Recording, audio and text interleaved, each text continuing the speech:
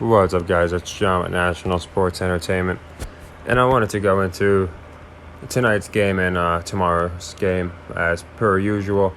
Tried doing a live stream because we did a bunch on the last channel. It worked. We had fun, and we did it like once a week. So tried doing it twice on this channel. Once they said I needed 24 hours. And then it's buffering earlier. But if you want me, if you would like a live to do a live thing, let me know. I was thinking about trying to set it up for tomorrow, before the game. I thought it'd be cool, and we could basically just go over theories. And speaking of theories, we got the Lakers Nuggets, and we didn't get the cover again. Lakers got the backdoor clip, so maybe it's just a joke at this point because obviously game one was like a 30-point game, and they covered the 6.5 at the end. Same thing here.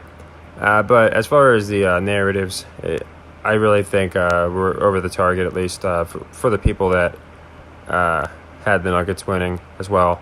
Again, Joker is going to go insane. He's going to get a triple-double. They've basically just made that a narrative. And now the Lakers are down 2-0, and you have Jalen Rose. I was listening to the Talking Heads because, again, I found it curious they were spinning the Lakers as such underdogs. Like, you can't look at the records. You have to look at these. Just look at the team. And it is kind of laughable that they'd ever be considered an underdog. But they're really making them sound like underdogs. Like, they're pitching them worse than the Heat as far as, like, how strong they are. So after the game, sure enough, they're saying, despite what them saying about the series not starting till home, this is bad for the Lakers. They're going to have to really readjust. They're going to need a heroic performance from LeBron, essentially. So they're playing in those seats. So this is exactly where I thought they were going to go with this series. It was the only thing that made sense to me. Nuggets go up 2-0.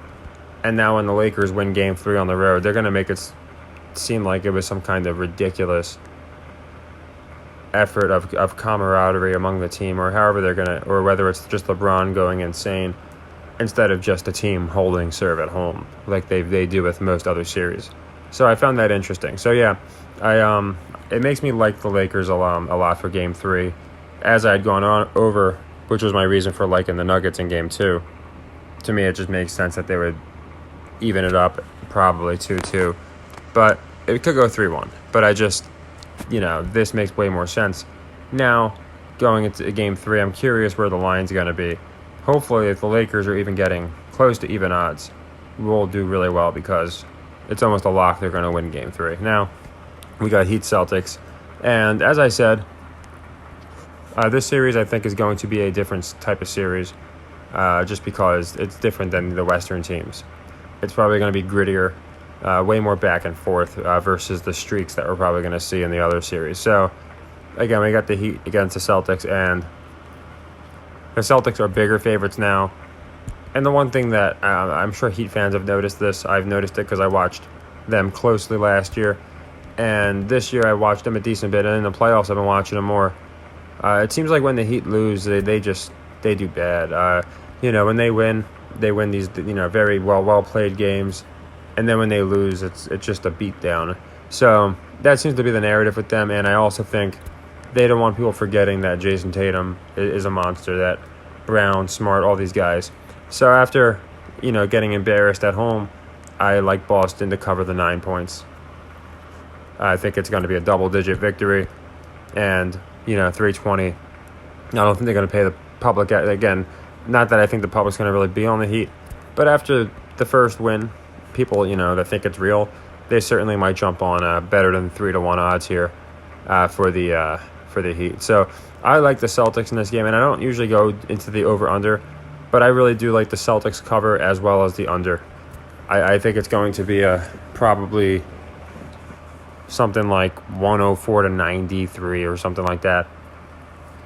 Probably not even 93. Probably like 104-90, something like that. Because it's just interesting to me.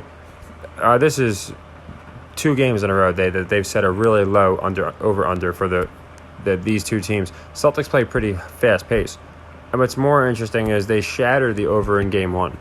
So I don't see much of the public at all taking this under. So I like the under a lot in this game.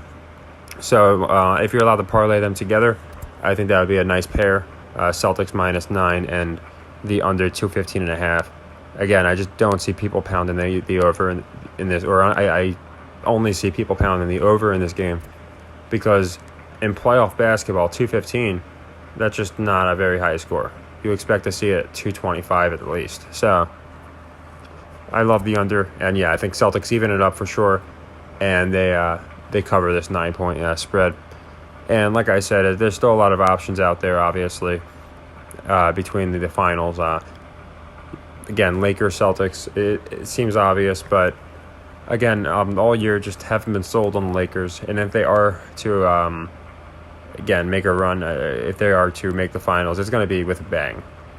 Something like going down again against Denver and coming back looking crazy. So I think we're going to hopefully continue to hit winners. Hopefully, again, we can catch the covers as well, because the Lakers got us with 2 clips, so not much you can do about that. But for the people that anyone got a point or even a half point, anyone got the money line, good job. And I don't think Boston's going to be a clip. I think they're either going, I'd be a little surprised if they didn't have Boston come out and just shellac the Heat, to be quite honest. So that's just what I think happens. Again, let me know what you think, and also if you want to discuss some stuff live, let me know, and I'll figure out a good time. That way I can officially try and set it up. We can do it like 6. I was thinking around 6 or 7, so it'd be after people are home for work and stuff, but at the same time it'll be before the game. So let me know if that'd be cool. By the time I post things on my community and then get people's feedback, a lot of times it's already like an hour before the time I'd be going live. So I thought I would just bring it up in the video and see what you guys thought. So take care, everyone, and happy earnings.